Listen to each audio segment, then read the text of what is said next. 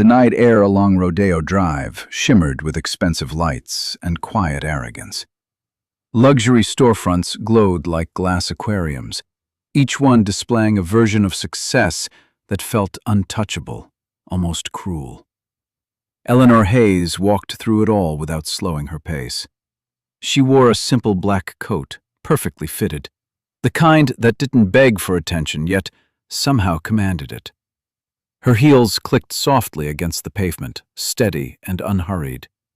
To anyone watching, she looked like a woman who belonged here. No hesitation, no awe, no need to prove anything. That was when she passed them. Adrian Cole stood near the entrance of a private jewelry boutique, laughing. His hand rested possessively on the waist of Serena Vale, her polished smile reflecting the diamonds behind the glass. He looked exactly as he always had, tailored suit, confident posture, the ease of a man who believed the world still bent toward him. Eleanor walked right past. No pause, no glance, no flicker of recognition. Adrian didn't notice her. Neither did Serena. And that was the moment everything shifted. 5 years ago, Eleanor would have shrunk at the sight of him.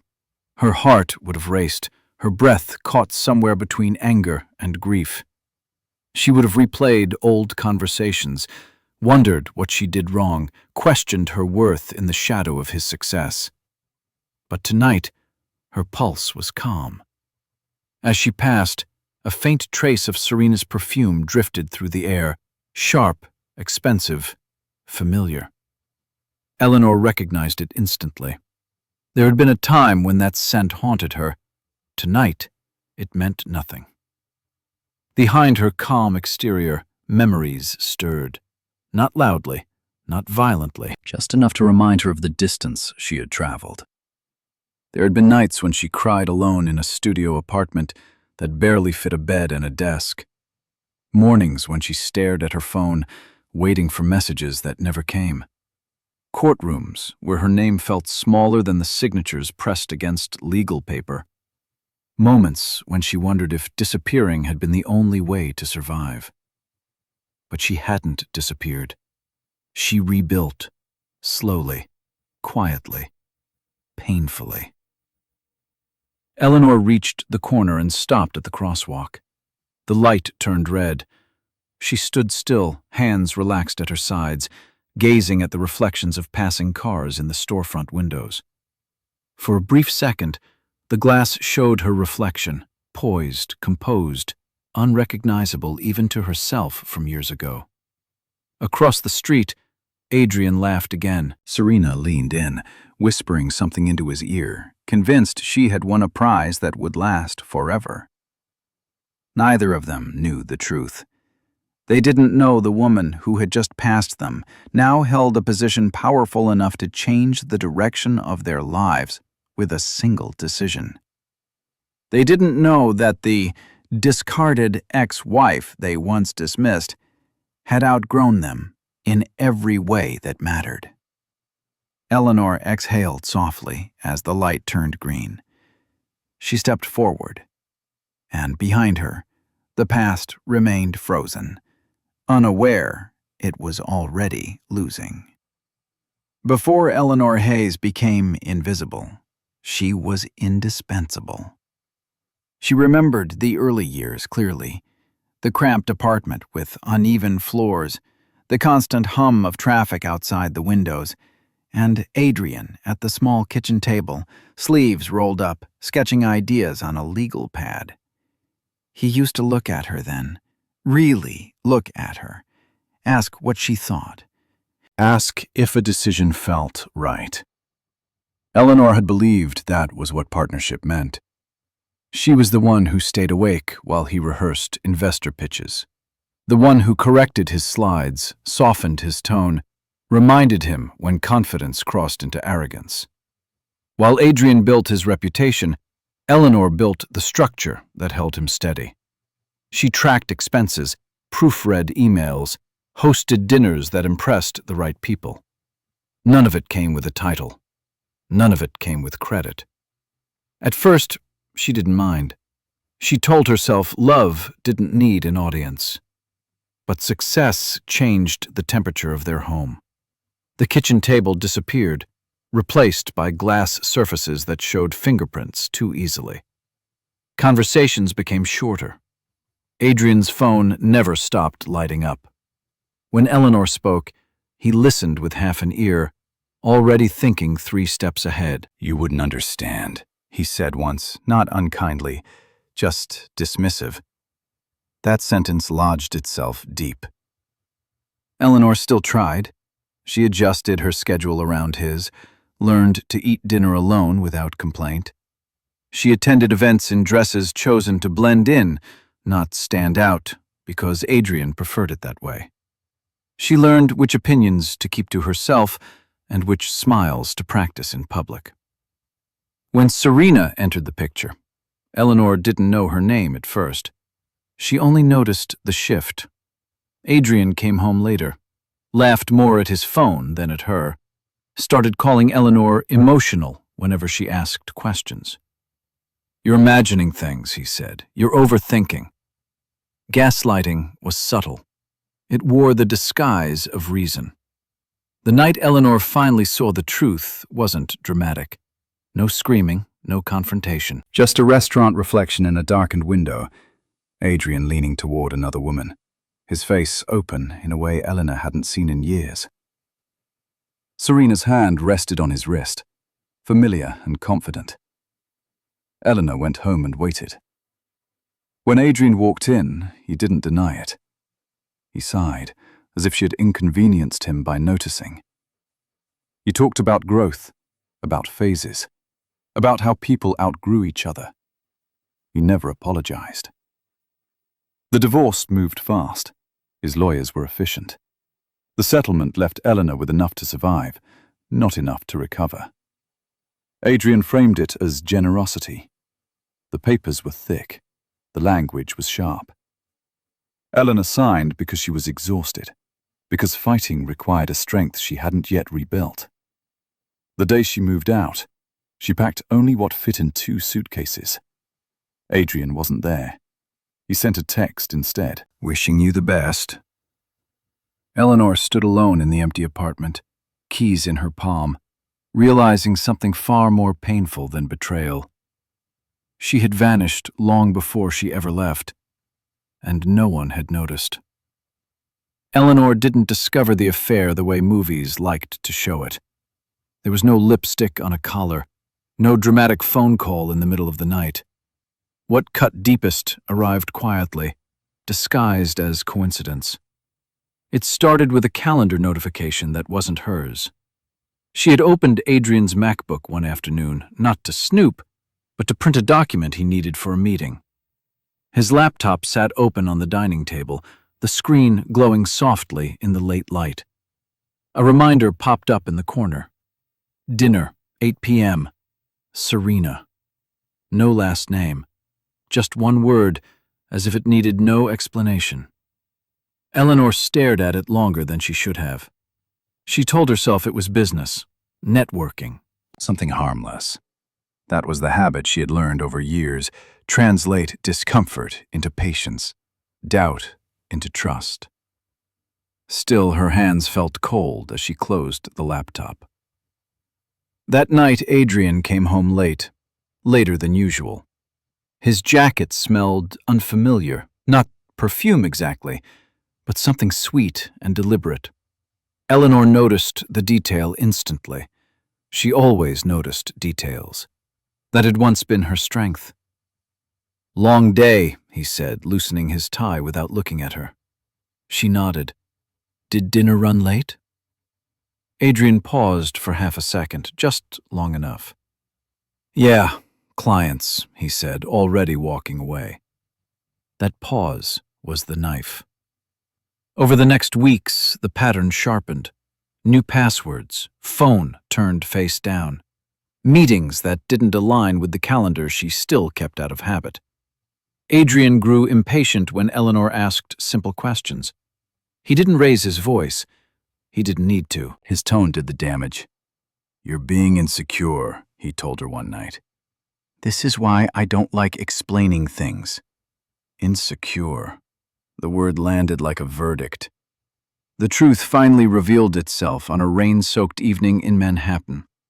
Eleanor had left work early, a headache pressing behind her eyes. She decided to walk instead of taking the subway, letting the cold air clear her thoughts. That was when she saw them, across the street, through the window of a dimly lit restaurant. Adrian leaned forward, his expression unguarded. Serena sat across from him, her hand resting lightly on his wrist, familiar and unafraid. Eleanor recognized that look on his face. It was the one he used to save for her, the one that said, "You're safe here." She didn't go inside. She didn't confront him. She stood there as rain soaked through her coat, watching her marriage collapse without sound. In that moment, something inside her shut down, not with anger, but with clarity. When Adrian came home later, Eleanor was waiting. "I saw you," she said calmly. He exhaled, irritated more than ashamed. He didn't deny it. He talked about pressure, about change, about how relationships evolved and how he felt constrained. Serena, he said, understood him. Serena didn't ask questions. That hurt more than the affair. Eleanor realized then that betrayal wasn't just about infidelity. It was about choosing someone else's comfort over her humanity. She went to bed alone that night, staring at the ceiling, knowing something irreversible had happened. Love hadn't been stolen from her. It had been quietly handed away. The courtroom smelled like polished wood and expensive cologne, a place where endings were processed efficiently and without sympathy. Eleanor sat at the small table beside her attorney, hands folded tightly in her lap, listening as her marriage was reduced to dates, assets, and clauses. Across the room, Adrian looked untouched by the gravity of it all. He sat upright in a tailored suit, calm, confident, exchanging quiet remarks with his legal team as if this were just another business meeting. Serena wasn't there, of course. She didn't need to be. Her absence was a statement in itself. She was already waiting for him on the other side of this formality. Eleanor felt the imbalance immediately. Adrian's lawyers spoke quickly, fluently, with the assurance of people who had done this many times before. They framed the settlement as fair, generous even. They emphasized how Adrian was ensuring Eleanor's comfort, as though comfort were a measurable commodity. Eleanor listened, stunned by how easily her years were dismissed. Her attorney leaned in and whispered explanations, pointing to paragraphs dense with language designed to confuse. Eleanor nodded, though her thoughts lagged behind. She was exhausted, not just from the proceedings, but from months of emotional erosion that had left her without the strength to argue every point. When the judge asked if she understood the terms, Eleanor said yes. She understood that she was walking away with a fraction of what she had helped build. She understood that fighting would mean years of legal warfare against resources she didn't have. She understood that dignity sometimes meant knowing when the cost of resistance was too high. Adrian finally looked at her when the papers were slid across the table. For a brief second, Eleanor hoped, irrationally, that he might hesitate, that he might remember the nights she stayed up editing his proposals, the quiet sacrifices that never made it onto a balance sheet. But his expression didn't change. "This is for the best," he said softly, not unkindly. "We'll both move on." Move on. As if she were a chapter he had finished reading. Eleanor picked up the pen. Her hand trembled just slightly before steadying. She signed her name where indicated, each letter feeling heavier than the last. The finality of it settled in her chest, like a weight she couldn't yet lift. The judge declared the divorce finalized. Just like that, it was over. Outside the courthouse, Eleanor stood alone on the steps, the city moving around her without pause. Adrian walked past her without stopping, already on his phone, his voice light as he spoke to someone she didn't need to see to recognize. A car waited for him at the curb. No one waited for her. Eleanor took a breath and turned in the opposite direction. She didn't cry. Not there. Not yet. She walked until the courthouse disappeared behind her, until the noise softened and the truth became impossible to ignore. She hadn't just lost a husband. She had been erased from a story she helped write. And now, she had to figure out how to exist again, without permission, without protection, and without anyone expecting her to survive. Eleanor's new apartment was so small it felt temporary, as if the universe itself didn't believe she would stay. One narrow window faced a brick wall. The radiator hissed at night like it was complaining on her behalf. The silence inside that space was louder than any argument she and Adrian had ever had. The first week passed in fragments. She woke up without an alarm because there was nowhere she urgently needed to be. She drank coffee standing up because the table wobbled. She checked her phone out of habit, then remembered no one was waiting on the other side of the screen. The routines of marriage lingered like muscle memory, painful and automatic. At night, the collapse came faster. Eleanor lay on a mattress that creaked whenever she shifted her weight, staring at the ceiling as memories replayed without mercy. Adrian's voice, his laugh, the way he once reached for her hand in crowded rooms. Her mind searched desperately for a moment she could point to and say, "That's when it broke." But there wasn't one. It had eroded slowly, quietly, until she was standing in the aftermath, wondering how she hadn't seen it sooner. Money anxiety set in like a fever. Bills arrived with precise timing, each envelope a reminder that survival now depended entirely on her. She calculated and recalculated, cutting expenses down to the bare minimum. Groceries became math problems. Small indulgences felt reckless. Even rest came with guilt attached. Some days she didn't leave the apartment. She sat on the floor with her back against the wall, wrapped in an old sweater, listening to the city live a life that no longer included her. Outside, people hurried to places that mattered to them. Inside, time stretched endlessly, shapeless and heavy. The worst moments came without warning. A commercial about vacation homes, a couple laughing on the subway, a man adjusting his cufflinks in a reflection that reminded her too much of Adrian. Each one landed like a blow, knocking the air from her lungs. Eleanor learned to breathe through it, to let the pain crest and pass without collapsing completely. But there were nights when she came close. One evening, after a rejection email from a job she was overqualified for and under-networked to land, Eleanor slid down the wall and cried until her throat burned. Not loud sobs, quiet, shaking breaths that felt like her body was trying to expel something toxic. She wondered if disappearing had been a mistake, if fighting harder would have saved her, if she had failed some invisible test of resilience that everyone else seemed to pass effortlessly. The questions circled endlessly, offering no answers. What kept her going wasn't hope. It was something smaller. Stubbornness. Eleanor refused to let the worst moment of her life become the last defining one.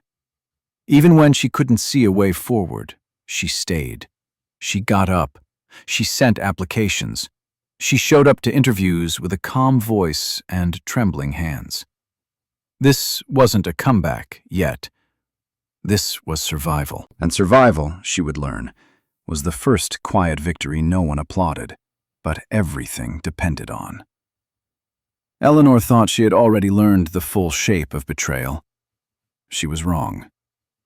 In the weeks after the divorce, there was one person she still trusted without hesitation: Maya Reynolds, her closest friend for nearly a decade. Maya had been there before the marriage, during it, and after its collapse.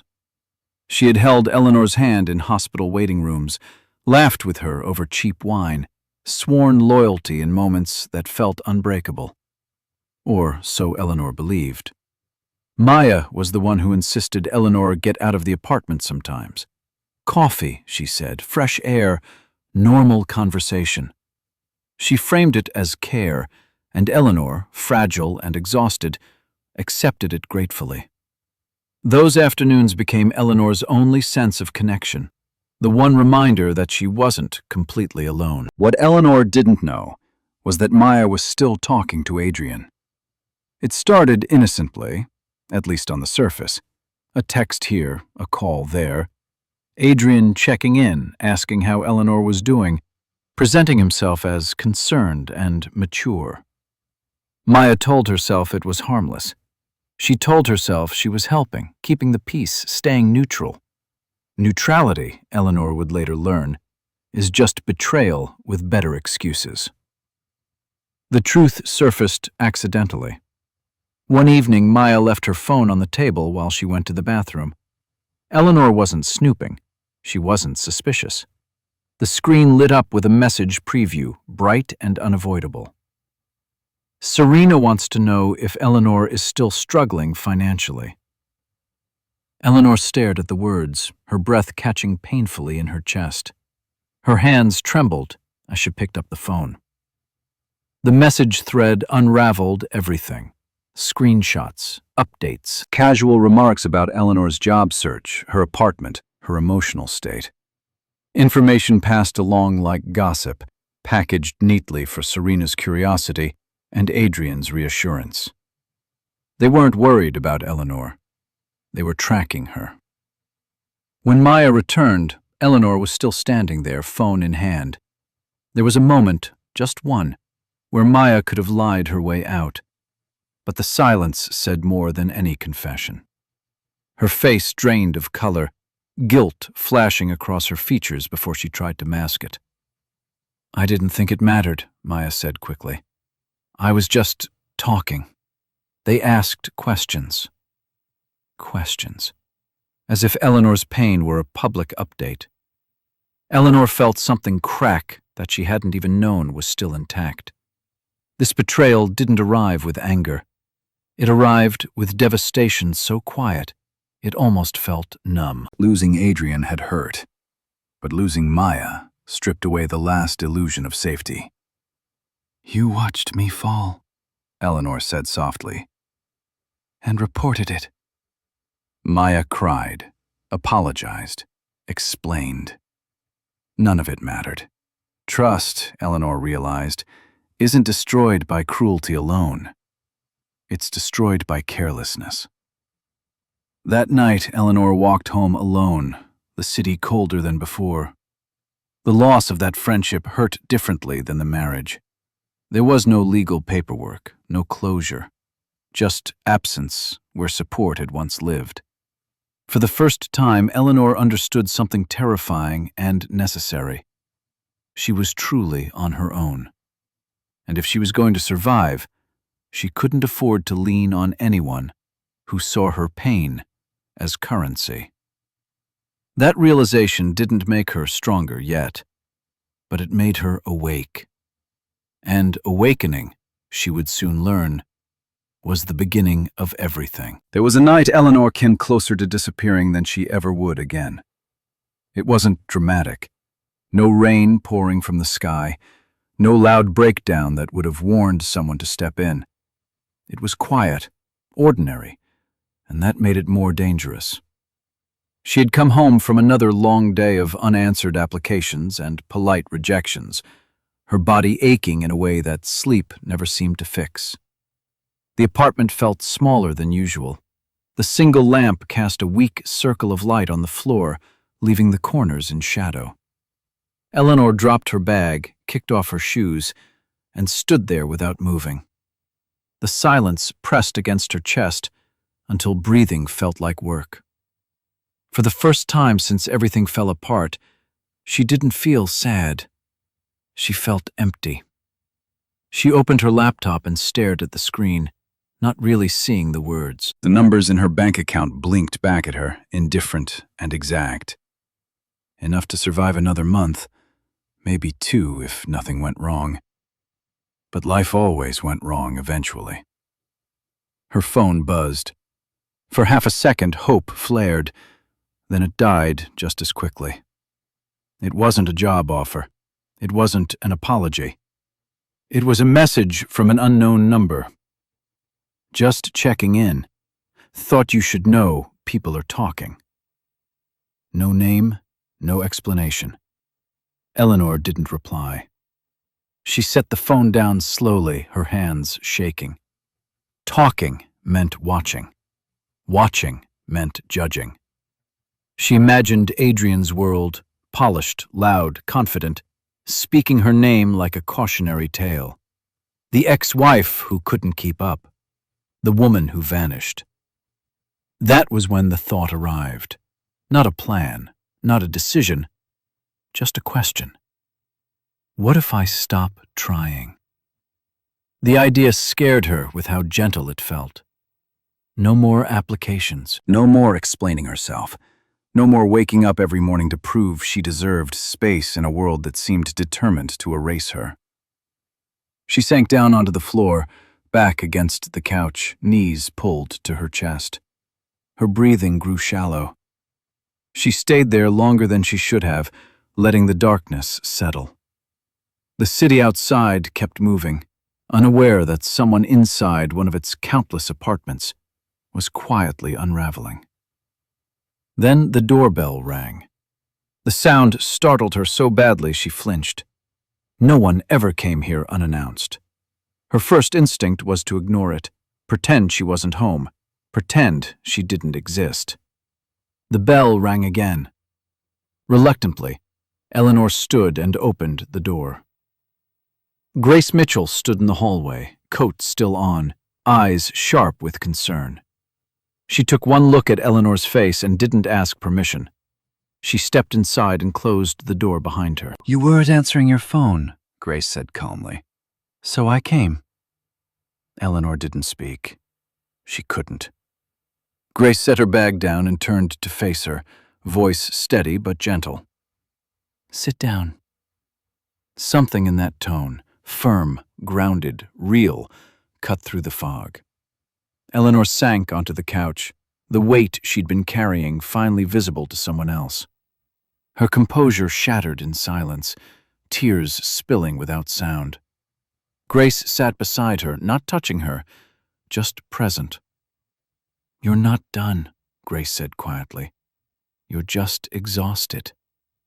Those words didn't fix everything, but they kept Eleanor alive long enough for the next chapter to begin.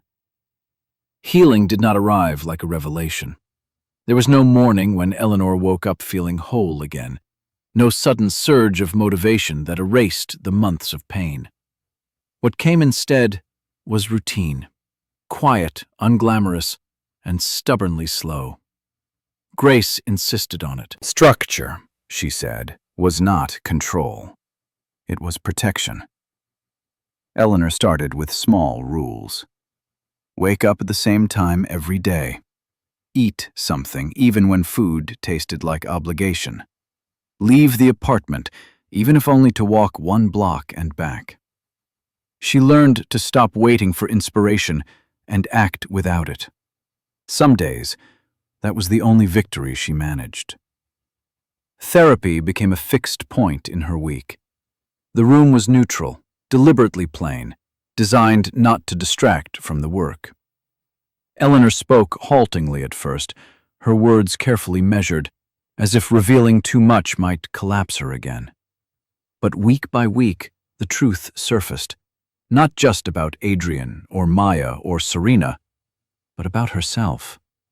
She talked about shrinking, about learning to be quiet so someone else could be loud, about confusing endurance with love. Naming those patterns hurt more than reliving the betrayal. It meant admitting how long she had accepted less than she deserved. Outside therapy, Eleanor rebuilt her mind the way one might rebuild a damaged muscle. Slow repetitions, deliberate effort. She read on park benches and at the small desk by her window. Books she had once skimmed, now demanding full attention. Ideas about agency, boundaries, power that didn't rely on permission. Some pages made her angry. Others made her cry. All of them made her think. She began freelancing again, quietly, without expectations. Small projects, short deadlines. No promises of long-term security. It wasn't glamorous, but it was honest work, and it reminded her that her mind still functioned, that her skills hadn't vanished with her marriage.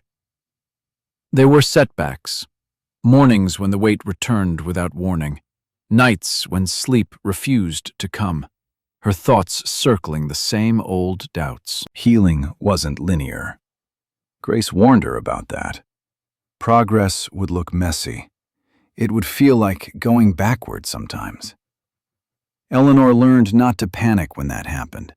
Instead, she paused, breathed, waited for the moment to pass. Gradually, something subtle changed.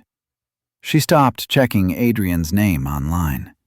Stopped wondering what Serena was doing, whether their lives looked better without her. The questions lost urgency, then relevance. Eleanor's world narrowed at first, but within that smaller space, something steadier formed. A sense of self not defined by loss. One afternoon, while reviewing a project proposal, Eleanor realized she hadn't thought about her divorce in hours. The realization startled her, not because she felt cured, but because the pain no longer demanded constant attention. It existed, yes, but it no longer controlled the room. That was when Eleanor understood the truth Grace had been trying to teach her. Healing wasn't about forgetting. It was about learning how to live without bleeding every time you remembered. And for the first time since everything fell apart, Eleanor felt something close to trust. Not in other people yet, but in herself. That would be enough to carry her forward. Eleanor didn't notice the moment her life began to change. That was the strange part. There was no announcement, no dramatic turning point that signaled a new chapter. It started like everything else had lately, quietly, almost cautiously, as if the world didn't want to scare her away. The email arrived on a Tuesday afternoon. She almost ignored it. The subject line was brief and unassuming. Introduction, Project Review. Eleanor assumed it was another short-term contract inquiry, the kind she had learned not to romanticize. Still, she opened it, scanned the details, and paused. The sender was Jonathan Pierce, a name she recognized instantly, though she couldn't immediately place why. They had met once, briefly, years ago. It came back to her slowly. A charity event Adrian had insisted on attending. Eleanor had handled the logistics that night, while Adrian networked aggressively. Jonathan had been there too, quiet, observant, not chasing attention. When a last-minute issue threatened to derail the event, Eleanor stepped in, solved it calmly, and disappeared back into the background. Jonathan had noticed. Now, he was asking for her opinion on a proposal. Not a favor, not sympathy. Her professional judgment. Eleanor hesitated before replying. Old instincts whispered caution. Don't assume this means anything. Don't get attached to potential. She responded concisely, clearly, with the same careful honesty she brought to all her work now. Jonathan replied within the hour, then again the next day. Their communication stayed professional, focused, respectful. No personal questions, no implied expectations, just work, real work, that required Eleanor to think, analyze, and speak with authority. Each exchange reminded her of something she had almost forgotten. She was good at this. A week later, Jonathan asked if she'd be willing to meet in person. Coffee, he suggested. No pressure. Eleanor agreed. They met in a quiet cafe downtown, sunlight cutting through tall windows. Jonathan was exactly as she remembered, measured, attentive, uninterested in posturing. He listened more than he spoke. When Eleanor shared her thoughts, he didn't interrupt or redirect. He asked questions that sharpened the conversation instead of controlling it. At the end of the meeting, he said something unexpected. "I've worked with a lot of smart people," Jonathan said. "Not many who think the way you do." There was no flattery in his tone, just fact. Eleanor felt the weight of that sentence later, walking home. Not because it promised anything immediate, but because it acknowledged something real, something earned.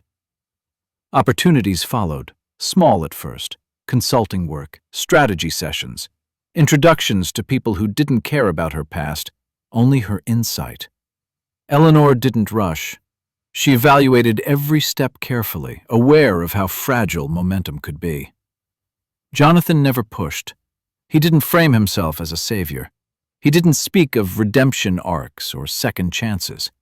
He treated Eleanor like a peer from the start, and that mattered more than grand gestures ever could. One evening, as Eleanor closed her laptop after a long session of focused work, she realized she felt tired, but not depleted. The difference startled her. This wasn't luck. This wasn't rescue. This was alignment.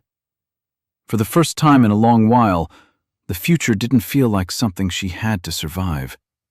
It felt like something she might actually shape. Adrian Cole believed he was winning. From the outside, everything supported that belief. His name appeared in business features. His calendar stayed full. The apartment he shared with Serena overlooked the city like a trophy case made of glass and steel. When people congratulated him on the divorce, he accepted it with a practiced smile, as if shedding Eleanor had been a necessary upgrade. What Adrian didn't notice, at first, were the fractures forming beneath the polish. They began small. Meetings that ended without commitments. Investors who nodded politely but delayed decisions. Partners who once returned calls immediately now asked assistants to circle back next quarter. Adrian blamed market volatility. Everyone did. It was an easy explanation, one that required no self-examination. Serena, however, noticed everything. She paid attention to the way Adrian grew sharper at home, more irritable when outcomes didn't align with his expectations. She adjusted her behavior accordingly, more compliments, more reassurance, fewer questions. Serena understood leverage. She knew when to soothe and when to stay silent. But ambition has a way of overplaying its hand. Serena began inserting herself into conversations she didn't fully understand, pushing ideas that sounded impressive but lacked substance. Adrian let it happen. He liked how she mirrored his confidence, how she echoed his language of growth and dominance. It felt good to be admired without resistance. The first real crack came during a board meeting. Adrian presented an aggressive expansion plan, one Serena had helped him refine late the night before. He spoke with conviction, expecting the usual momentum. Instead, the room cooled. Questions came, pointed ones, about risk exposure, about timing, about assumptions that no longer held. For the first time in a long while, Adrian didn't have clean answers. He left the meeting frustrated, telling himself the board was being overly cautious. But the doubt lingered. It followed him home, into conversations with Serena that ended in subtle tension. She pushed him to move faster, to assert control. Adrian pushed back, sensing, without fully understanding, that something was off. The second crack was quieter, but deeper. A long-term partner withdrew from a joint venture with little explanation. A legal advisor flagged concerns Adrian hadn't anticipated. The safety net he'd relied on for years suddenly felt thinner, less forgiving. Decisions he once made instinctively now required effort. Adrian found himself thinking about Eleanor at unexpected moments. Not with regret, at least not consciously, but with comparison. She would have asked the questions the board asked. She would have slowed him down at exactly the points where Serena urged speed. The thought irritated him. He dismissed it quickly, annoyed at himself for even going there. Serena sensed the shift. She became sharper, less patient. The admiration that once felt effortless now carried expectation. She wanted results, visibility, reassurance that aligning with Adrian was still the right move. When he hesitated, she noticed. When he faltered, she filed it away. Adrian told himself this was normal. Pressure came with growth. Every empire faced turbulence. What he didn't see, what he couldn't afford to see, was that the foundation he'd built his success on had changed the moment Eleanor left. She hadn't been decoration. She had been balance. And now, without it, every crack echoed louder, each one a warning Adrian wasn't ready to hear. The invitation arrived without drama, which somehow made it more dangerous. Eleanor found it late one evening, buried between invoices and routine emails. At first glance, it looked like just another formal notice, clean typography, neutral language, no unnecessary flourish. She almost archived it without opening the attachment. Habit had taught her not to expect anything extraordinary. Then she read the location. The Plaza Hotel. Her hand stilled on the trackpad. For a moment, her chest tightened in a way she hadn't felt in months. Not panic. Recognition. The plaza wasn't just a venue. It was memory layered on marble and gold. Charity galas she had attended on Adrian's arm, conversations she had navigated carefully, rooms where she had learned to disappear politely. This time, the invitation wasn't addressed to Mrs. Adrian Cole. It was addressed to Eleanor Hayes. The event was a private investment gala, invitation only, hosted by a consortium of firms she'd recently consulted for. Her role was listed clearly: strategic advisor, not guest, not +1, advisor. Eleanor read the details twice, then closed her laptop and leaned back in her chair. The apartment was quiet, the city humming distantly through the window. She let the moment settle without rushing to define it. This wasn't coincidence. Jonathan had mentioned the event casually the week before, framed it as a networking opportunity, nothing more. He hadn't emphasized its scale, or who else would be there. Eleanor understood now why. Pressure distorted things. He hadn't wanted to load meaning onto it prematurely. She opened the email again and scrolled. The guest list was not included, but she didn't need to see it to know. Adrian moved in these circles. Serena would be there too. The realization arrived calmly, without the spike of fear she once expected. Eleanor noted it the way one notes weather, something to prepare for, not something to dread. Still, the decision weighed on her. Attending meant stepping back into a world that had once rejected her. It meant risking the careful equilibrium she'd built. Healing had given her distance, not immunity. She wondered if she was ready. Grace noticed the shift immediately when Eleanor mentioned the invitation the next day. "You don't have to go," Grace said. "Readiness isn't about proving anything." Eleanor nodded. She knew that was true. But as the day went on, another truth surfaced just as clearly.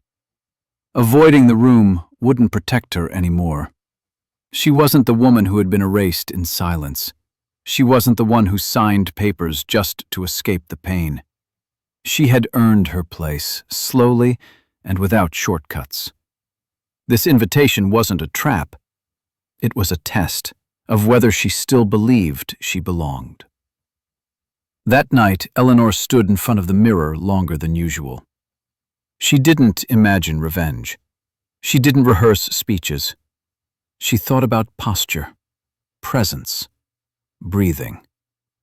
She accepted the invitation, not to confront the past, but to walk into a future that no longer needed permission from it. And somewhere across the city, without knowing why, Adrian's certainty shifted just slightly, as if something he couldn't see had begun moving toward him. The Plaza Hotel glowed like it always had, soft gold lights spilling onto the street, doormen standing with practiced stillness, the kind of elegance that never needed to announce itself. Eleanor stepped out of the car and paused for half a breath, letting the weight of the night settle on her shoulders. Inside, the air hummed with restrained energy. Crystal chandeliers scattered light across polished marble floors. Conversations overlapped in low, confident tones. Glasses clinked gently, never loudly. This was a room where power preferred subtlety, where influence didn't raise its voice. Eleanor felt it immediately, and to her own surprise, she didn't shrink. She moved through the space with calm precision, acknowledging greetings, exchanging handshakes, listening more than she spoke. Her presence was different now, grounded, unrushed. She didn't scan the room for threats or ghosts. She focused on the moment in front of her, the work she was here to do. Still, silence has a way of sharpening awareness. Across the room, Adrian arrived. He entered with Serena at his side, her hand looped through his arm, her smile polished to perfection. Heads turned. A few people nodded in recognition. Adrian wore confidence well. It fit him like an old, tailored jacket. He laughed easily, soaking in attention he still believed was his birthright. Serena leaned close, whispering something that made him smile wider. Eleanor noticed them without reacting. She didn't look away quickly.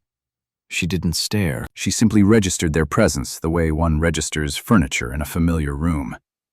For a fleeting second, memory flickered. The echo of standing beside him at events like this, adjusting her posture to complement his, timing her words so he could shine. That version of herself felt distant now. Adrian hadn't seen her yet. She knew that instinctively. If he had, there would have been a shift, something loud, something obvious. Instead, the room continued on its smooth trajectory, unaware that its balance was about to change. Eleanor took a glass of champagne from a passing server and held it loosely, not drinking. She listened as two investors discussed a potential merger, offered a concise observation when invited, and watched interest spark in their eyes. Respect, she had learned, was quiet when it was real. Across the room, Serena laughed too loudly. Eleanor felt the contrast without judgment. She understood now that performance required effort. Presence did not. Minutes passed, then more. Adrian finally turned, scanning the room absently. His expression relaxed until his gaze landed on Eleanor. The shift was immediate. His smile faltered just slightly. Confusion crossed his face, followed by a tightening around his eyes. He looked again, as if his mind were correcting an error. Serena followed his line of sight, her grip on his arm tightening when she saw Eleanor. For a brief, suspended moment, no one moved. The room didn't know it yet, but something fundamental had changed. Not with noise, not with confrontation, just with recognition. Eleanor met Adrian's gaze calmly. No challenge, no triumph, just acknowledgement. Then she turned back to her conversation, unbothered, as if nothing extraordinary had happened at all. And in that silence, thick, charged, unmistakable, Adrian understood something he wasn't ready to face. She wasn't here for him. and that terrified him more than any confrontation ever could. Adrian couldn't stop looking at her. He told himself it was coincidence at first, a resemblance, a trick of light shaped by memory and expectation. Manhattan was full of women who dressed well, carried themselves with purpose, moved through rooms like they owned the air around them. Still, something about her posture refused to be dismissed. That calm, that quiet authority. It unsettled him. He shifted his stance, angling his body to get a clearer view. Serena felt the movement immediately. She followed his gaze, her expression tightening as recognition dawned, not confusion, but calculation. She knew who Eleanor was the moment she saw her. She had seen the photos, heard the stories framed conveniently in Adrian's favor. The discarded wife, the woman who faded. This woman had not faded. "She looks familiar," Adrian murmured, more to himself than to Serena. Serena smiled, but it didn't reach her eyes. "Probably someone from finance," she said lightly. "This place is full of them." Adrian nodded, but the unease didn't fade.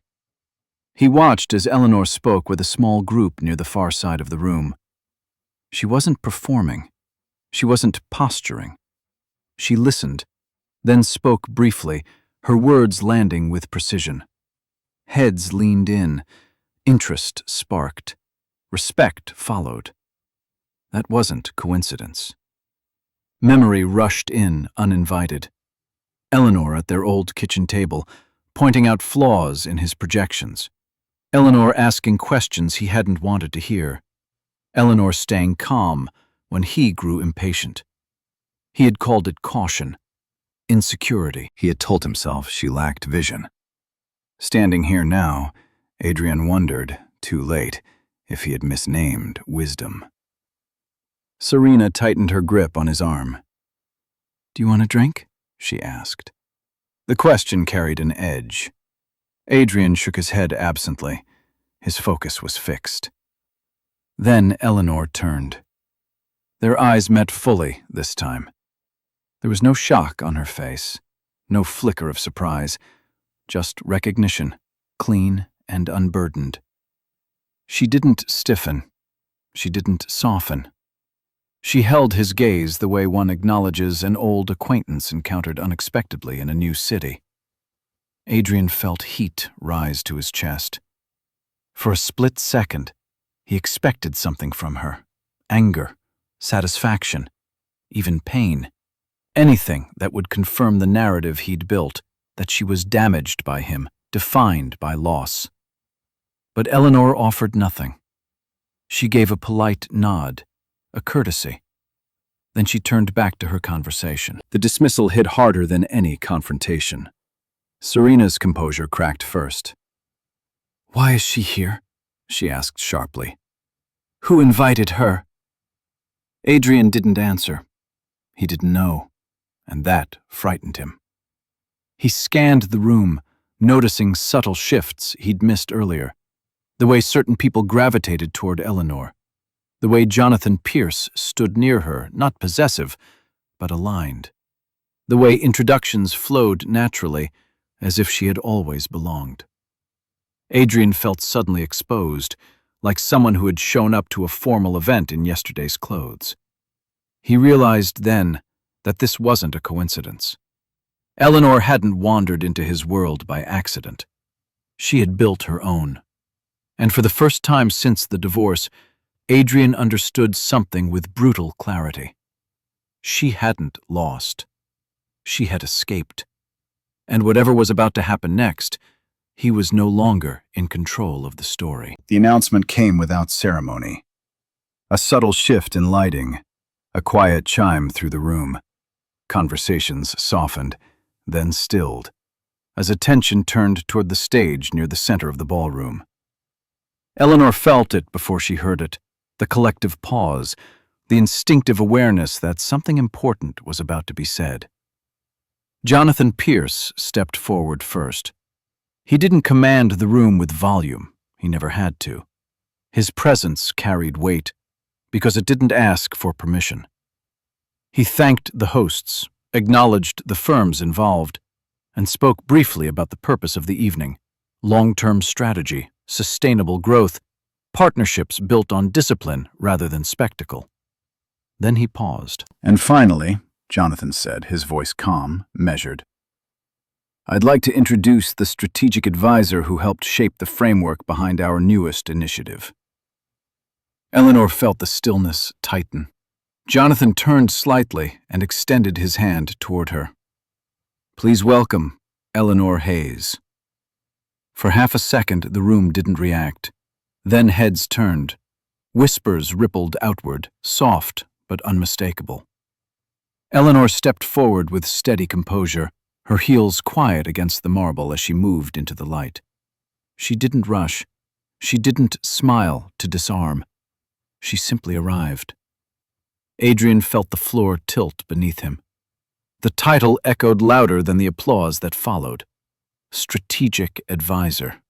Not assistant, not consultant. Advisor. His mind scrambled to recalibrate, searching for a version of reality where this made sense. There wasn't one. Eleanor took her place beside Jonathan, accepting the microphone without hesitation. She didn't acknowledge Adrian. She didn't scan the room for reactions. Her focus was forward, present, precise. "Thank you," she began, her voice even, unshaken. This initiative was built on one principle: that long-term success requires restraint as much as ambition. The words landed cleanly. She spoke about risk, about alignment, about the cost of growth pursued without balance. Each point was grounded, deliberate, impossible to dismiss. The room leaned in, not because she was dramatic, but because she was exact. Adrian listened, frozen. He recognized the logic, the structure. The questions she raised mirrored the ones his board had started asking him weeks ago. He felt a sharp, sinking realization. Eleanor wasn't repeating someone else's ideas. These were hers. Serena's composure shattered quietly. Her smile stiffened, eyes darting as if searching for an exit or an explanation that didn't exist. She whispered something to Adrian, but he didn't hear it. All sound narrowed to Eleanor's voice. When Eleanor finished, the applause was stronger this time, genuine, sustained. Jonathan thanked her and continued with the program, but the shift was irreversible. The room had reorganized itself around a new axis. Conversations recalibrated, interest moved. Eleanor stepped away from the stage and was immediately greeted by several attendees. Handshakes, introductions, respect offered without question. Adrian stood rooted in place, a spectator in a world he thought he owned. In that moment, he understood the full extent of his mistake. He hadn't just underestimated Eleanor. He had erased the one person who could have kept his empire from unraveling. And as the applause faded into the hum of conversation, Adrian realized the truth too late. This wasn't her comeback. It was her arrival. The room didn't erupt. It shifted. That was how the truth began to surface. Not with shouting or scandal, but with subtle gravity, pulling attention in a new direction. Eleanor stood near a marble column, listening as one conversation blended into another, her expression calm, her posture relaxed. She didn't need to move the pieces. They were already moving on their own. It started with a question. A senior partner from a private equity firm leaned towards Serena, voice polite but cool. "You mentioned earlier that you helped shape Adrian's expansion model," he said. "Which metrics did you focus on for downside protection?" Serena smiled too quickly. "Oh, you know," she said lightly. "Market momentum, brand visibility, growth narrative." The man nodded once. "I see. And the hedging structure?" Serena hesitated, just a beat too long. Nearby, another conversation stalled. Someone asked about compliance oversight, Someone else mentioned discrepancies flagged during due diligence. The air grew denser, curiosity sharpening into scrutiny. Serena felt it and tried to redirect, laughing softly, brushing it off as technical detail. Adrian watched, uneasy. He had always assumed Serena knew what she was doing. She sounded confident. She spoke the language. That had been enough, until now. Under direct questioning, the polish began to crack. Answers circled without landing. Assurances replaced substance. Eleanor didn't intervene. She didn't have to. Jonathan joined the cluster naturally, his presence steady. "We actually reviewed those assumptions last quarter," he said conversationally. "The projections lacked sufficient buffers. That's why we restructured the model." He gestured subtly toward Eleanor. She identified the gaps. The implication landed like a dropped glass. Eyes shifted. A few people connected dots they hadn't known were there. Someone pulled out a phone, discreetly checking notes. Another nodded slowly, understanding dawning with quiet certainty. Serena's smile faltered. Adrian felt heat rise to his face. He opened his mouth to speak, then closed it. For the first time, he didn't know what to say that would help. The room had already made its assessment. It wasn't personal. It was professional. That was what made it devastating. A compliance officer approached Jonathan with a measured tone, referencing prior communications, emails Serena had sent, decisions she had influenced. The timeline didn't hold. The authority she claimed wasn't supported by record. The confidence she wore so easily now looked like overreach. Serena sensed the shift and tried to recover, leaning into Adrian. "We should go," she whispered. "This isn't worth it." But Adrian didn't move. He watched as a narrative he had believed, carefully, willingly, collapsed under the weight of verification. Serena hadn't been a strategic asset. She had been a mirror, reflecting his own impatience back at him. Eleanor caught his eye across the room. There was no triumph there, no judgment, only clarity. Serena pulled away, frustration flashing through her composure. "You let this happen," she hissed under her breath. Adrian didn't respond. He couldn't. Because the truth was undeniable now, visible to everyone who mattered. Eleanor hadn't returned to humiliate them. She had returned with facts. And facts, once exposed, didn't need revenge to be devastating. The collapse didn't happen all at once. It began after the gala, in the quiet days that followed, when the noise of champagne and applause faded and reality settled in. Adrian woke up the next morning with a familiar knot in his chest, the kind that used to signal pressure before a big deal. This time, it didn't go away. Emails arrived early, not congratulations, questions. A senior partner requested clarification on projections. A legal consultant flagged concerns that required immediate review. An investor postponed a meeting indefinitely. Each message was polite, professional, and unmistakably cautious. The tone was different now, reserved, distant. Adrian told himself it was temporary. He went into the office, pacing his glass-walled space, replaying the gala in his mind. Eleanor on that stage, calm, certain, untouchable. The image irritated him more than Serena's silence, more than the lingering looks from people who once deferred to him without hesitation. Serena didn't come in that day. She texted instead. Something vague about needing space, about stress, about not wanting to be the center of unfair assumptions. Adrian read the message twice before setting his phone down. For the first time, he noticed how often her support had required reassurance, how quickly admiration turned conditional. At noon, his board convened an emergency call. The questions were sharper this time, direct, uncomfortable.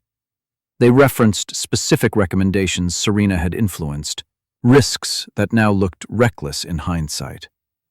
Adrian tried to defend the decisions, but his voice lacked conviction. Every justification sounded thinner, spoken aloud. When the call ended, the room felt too large. He stared out at the city, its skyline unchanged, indifferent to his unraveling. This view had once made him feel invincible. Now it only emphasized how exposed he was. The real blow came 2 days later. A long-standing partner withdrew from a major joint venture, citing strategic misalignment. Adrian understood the language well enough to hear the truth beneath it. Trust had eroded. Confidence had shifted. Toward Eleanor. Serena called that evening, her voice tight. "I think it's best if we take a step back," she said. "This isn't what I signed up for." Adrian laughed softly, the sound hollow even to his own ears. "You mean when it's not easy?" She didn't deny it. After the call ended, Adrian sat alone in the apartment they shared, the silence pressing in. For the first time, he allowed the thought he'd been avoiding to surface fully. Eleanor hadn't been holding him back. She had been anchoring him. He thought of all the times she'd questioned his instincts, slowed his momentum, forced him to justify choices instead of chasing validation. He had mistaken resistance for weakness. In truth, it had been discipline. Now, without it, everything felt unsteady. Adrian didn't lose everything overnight, but the certainty was gone, the ease, the assumption that success would continue simply because it always had. What remained was effort without clarity, ambition without balance, and worst of all, the knowledge that the woman he dismissed as replaceable had walked away with the one thing he could no longer reclaim: control. Adrian waited longer than he should have before reaching out. Pride kept him silent at first. Then fear did. By the time he finally sent the message, it was short, stripped of its usual confidence. "Can we talk? Just once." Eleanor saw it while reviewing notes late in the evening. The name on the screen didn't trigger panic or anger. It landed with a quiet finality, like a door she had already closed being tapped on one last time. She didn't reply immediately. When she did, it was simple. Tomorrow, 1 hour. They met in a quiet cafe near the river, a neutral place with no history attached to it. Eleanor arrived first and chose a table by the window. She didn't rehearse what she would say. She didn't need to. Whatever remained between them had already been lived. Adrian walked in 10 minutes later. He looked different, not disheveled, not broken, but diminished. The sharp certainty that once framed his movements had softened into hesitation. He scanned the room, spotted Eleanor, and paused before approaching, as if unsure he was welcome. She didn't stand. She didn't smile. She nodded once. They sat in silence for a moment, the sounds of the cafe filling the space neither of them rushed to claim. Adrian cleared his throat. "I didn't expect things to turn out this way," he said finally. Eleanor looked at him steadily. "I know." He let out a breath, rubbing his hands together. "I thought I understood what I was doing. I thought I was choosing growth." "And you were," Eleanor said calmly. "Just not the kind that lasts." The honesty startled him. There was no bitterness in her tone, no accusation, just truth, unadorned. "I should have listened to you," Adrian said. "Back then." Eleanor considered that. "You heard me," she replied. "You just didn't value what I was saying." The distinction mattered. Adrian nodded slowly, absorbing it. "I didn't realize what you were to me until you weren't there." "That's usually how it goes," Eleanor said gently. He looked at her then, really looked, as if hoping to find a trace of the woman he had left behind. What he saw instead was someone unfamiliar, composed, present, whole in a way that didn't reach for him. "I'm sorry," he said. The words sounded sincere, late but sincere. Eleanor accepted them without ceremony. "I believe you," she said, "but belief isn't the same as reconciliation." Adrian swallowed. "Is there anything left?" She shook her head once, slowly. "There's understanding. There's closure. That's what's left." They finished their coffee in silence. When they stood to leave, Adrian hesitated, as if searching for permission that would never come. Eleanor extended her hand. He took it. The gesture was brief, civil, final. As she walked away, Eleanor felt no triumph, no regret. Just space, clear, open, hers. Some conversations don't heal by fixing the past. They heal by letting it go. After the conversation with Adrian, Eleanor didn't feel lighter right away.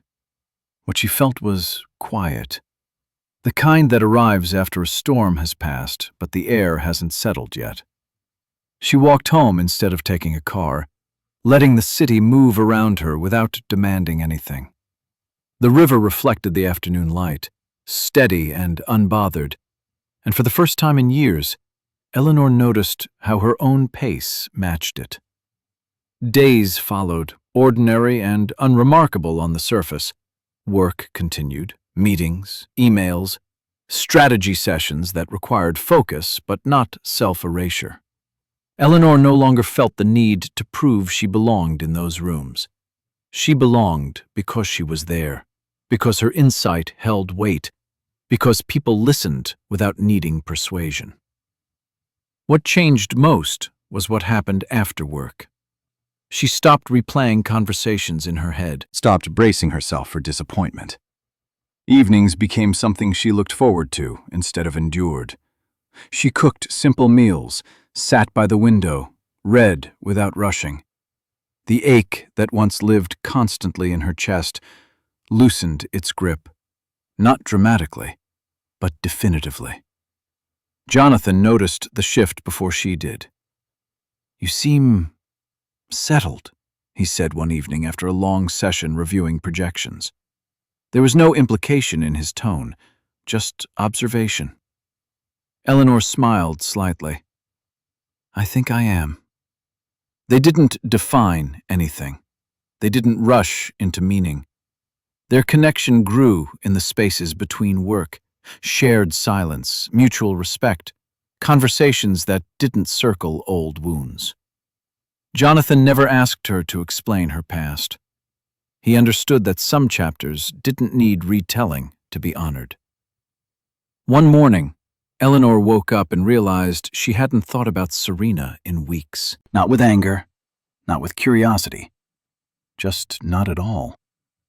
The realization startled her more than any confrontation ever had. It meant the pain no longer needed an antagonist. It meant she had reclaimed the narrative fully. Grace noticed it too. The way Eleanor stood straighter, laughed more easily, no longer flinched when unexpected challenges appeared. Healing, Eleanor learned, wasn't about becoming someone new. It was about returning to who you were before you learned to disappear. There were still difficult days. Growth didn't erase complexity. But now, when doubt surfaced, Eleanor met it with patience instead of panic.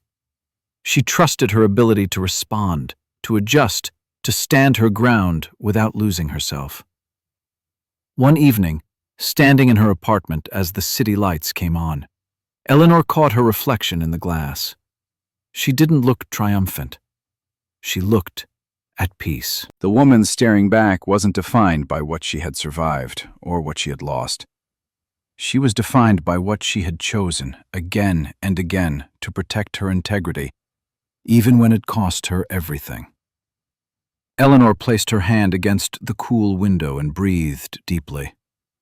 For the first time since her marriage ended, her breath reached all the way down into her body, unblocked by fear or resentment. Her heart finally had room, and in that space, something gentle and steady took root, not hope for what might be, but trust in whatever came next. That, she realized, was the reward no one could take from her. The consequences didn't arrive with headlines. They came through calendars quietly clearing, through meetings canceled without explanation, through doors that no longer opened as easily as they once had. Adrian felt it most on Monday mornings when his inbox stayed eerily calm and the urgency that used to define his days evaporated. Power, he learned, was loud when it arrived. Its absence was silent. The board didn't remove him. That would have been too dramatic, too clean. Instead, they constrained him. New oversight, revised authority, decisions routed through committees that once rubber-stamped his instincts. Each adjustment was reasonable on its own. Together, they dismantled the image he had relied on. Investors didn't accuse. They reassessed. One by one, projects were paused, pending further review. Partnerships softened into conversations, then into polite distance. Adrian still worked harder than ever, but the momentum was gone. Every move required justification now. Every risk was questioned. Serena left without a scene. She framed it as timing, as misalignment, as a need to protect her own future. Adrian didn't argue. He understood finally that what she had loved was the version of him that commanded rooms effortlessly. That version no longer existed. Loneliness followed, not the sharp kind, but the hollow kind that echoed. Adrian watched the city from his office window one evening, the skyline unchanged, indifferent. For years he had believed success was proof of worth, that power justified choices, that replacing people was part of growth. Reality disagreed. Across town, Eleanor's name began appearing in rooms Adrian was no longer invited into. Not loudly, not boastfully, just enough to establish presence. Her work spoke for itself. Her recommendations carried weight. Decisions aligned around her clarity.